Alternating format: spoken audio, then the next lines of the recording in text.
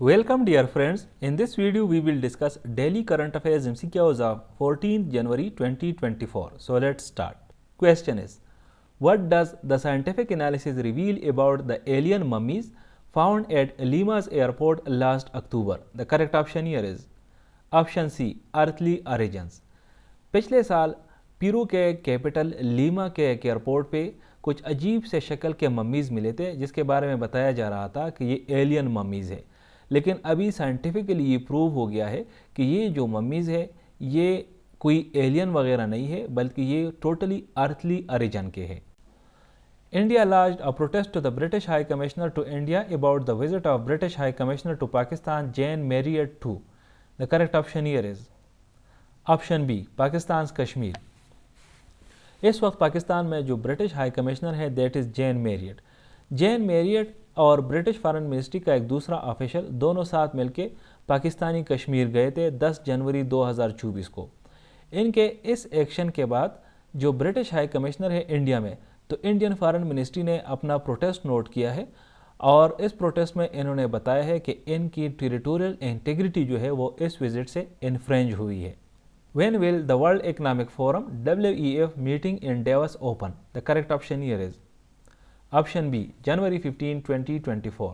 पाकिस्तान भी इस मीटिंग में हिस्सा लेगा और पाकिस्तान की तरफ से जो डेलीगेशन लीड करेगा वो पाकिस्तान के care taker prime minister Anwarul हक काकड़ खुद लीड करेगा. Maldives and India have initiated official talks regarding the withdrawal of Indian military personnel. आपको पता होगा कि मालदीव का जो नया प्रेसिडेंट है मोहम्मद मोइज़ो, इन्होंने पिछले हफ्ते चाइना का विज़िट किया था जहां पर तकरीबन एक हफ़्ता उसने गुजारा था. उसी एक हफ़्ते में इन्होंने चाइना के साथ काफ़ी सारी एग्रीमेंट साइन किए और मोहम्मद मोइज़ो को काफ़ी प्रो चाइना और एंटी इंडिया कंसिडर किया जाता है. तो विज़िट से वापस आते ही इन्होंने एक आर्डर जारी किया कि इंडिया के जो मिलिट्री पर्सनल इस वक्त मालदीव में डिप्लॉयड है तो वो वापस चले जाए इंडिया, यानी इंडिया इन मिलिट्री पर्सनल को विड्रा करे.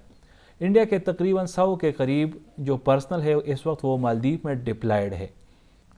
Who ascended the throne in Denmark on January 14, 2024, succeeding Queen Margaret II? The correct option here is option D, Frederick X. Frederick X इस वक्त डेनमार्क का नया किंग बन चुका है.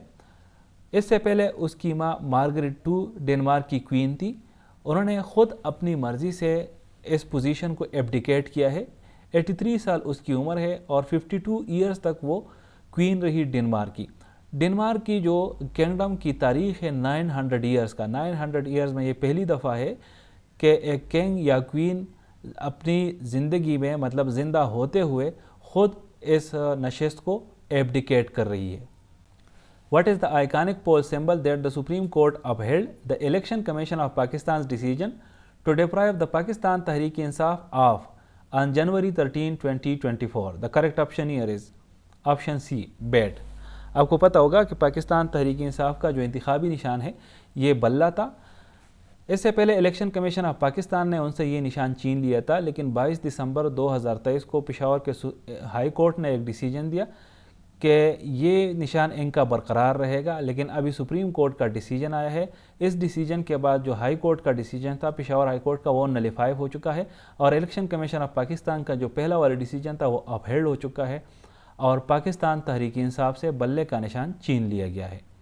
What led to the temporary halt of bilateral trade at Torkham between Pakistan and Afghanistan on January 13, 2024? The correct option here is option C, visa restrictions imposed on truck drivers by the Pakistan government. Thank you for watching this video. Stay blessed.